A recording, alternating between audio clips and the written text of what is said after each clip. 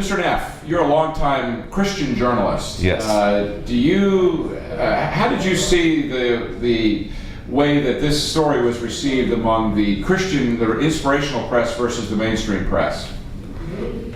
Wow, inspirational press, that's an interesting term, Larry, but I think I know what you mean. The religious media. The religious media, right. And even there's been some difference. But certainly I think that in the general media so far, they've been trying to just gauge what is the meaning of this, whereas in the religious press, there's been more direct speculation. We think we know what the meaning of this is and we want to head it off at the pass. Frankly, I think they misguessed.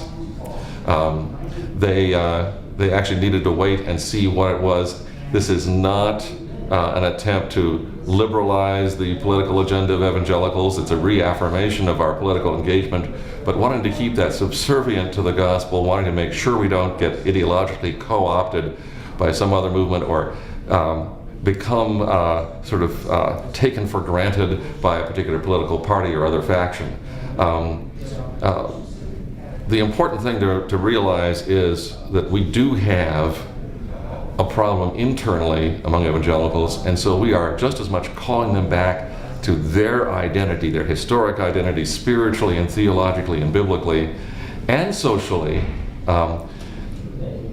as we are asking the mainstream media and other aspects of the public to recognize us for who we are and not for just taking that one slice of public engagement and thinking that's all there is to us. Do you think the what or the why is the more significant story from what was announced today? I don't know that I can divorce the what from the why, but on the why side, one of the key things for me is to understand that forces in American social life, the word consumerism came up in the press conference today. We are so forced into a consumer way of living on so many levels that when it comes to our religious life, we tend to shop for what we want. We tend to expect the same kind of thing out of our church life and out of our other aspects of our spiritual life in terms of immediate gratification and rewards that we expect out of our automobiles and our television sets, that we forget that reality is not like that.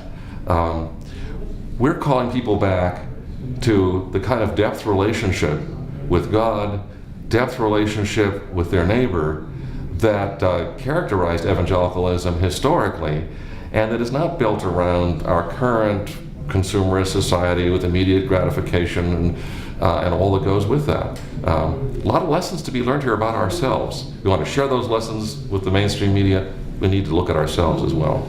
At the end of Moby Dick, page 930 or something, Captain Ahab, who had fought this wretched whale the whole book, asked the rhetorical question, is this whale agent or principal in my life? Is the Evangelical Manifesto agent or principal for the movement today?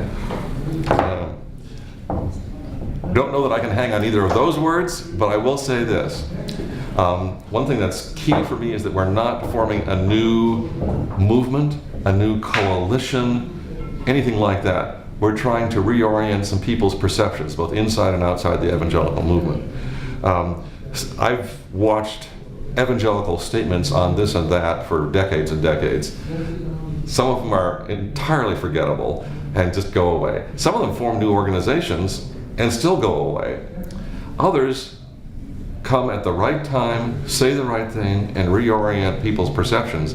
And sometimes the statement is forgotten, but the reorientation happens. And that's what I'm hoping for today. It's not the Evangelical Manifesto that I'm excited about. It's the reorientation that could come as a result that I'm excited about. There's an old PR ad that says, it's not that people don't know so much, but that they know so much that ain't so. What is it that ain't so that people believe about evangelicals today? Certainly it's not so that every evangelical is automatically going to vote Republican.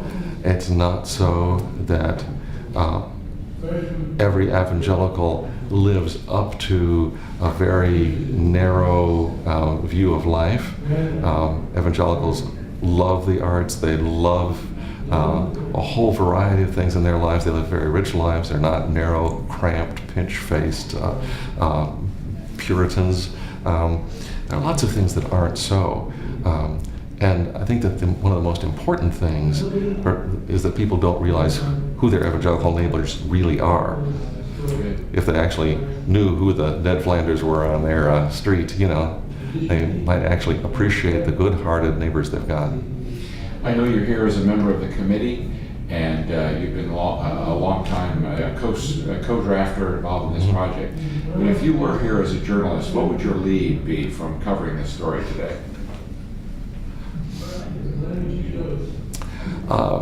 I think my lead would be evangelicals confess their failure, reorient for the future. Good. Anything else we haven't talked about you want to say? No, I think that's great. Good. Thanks.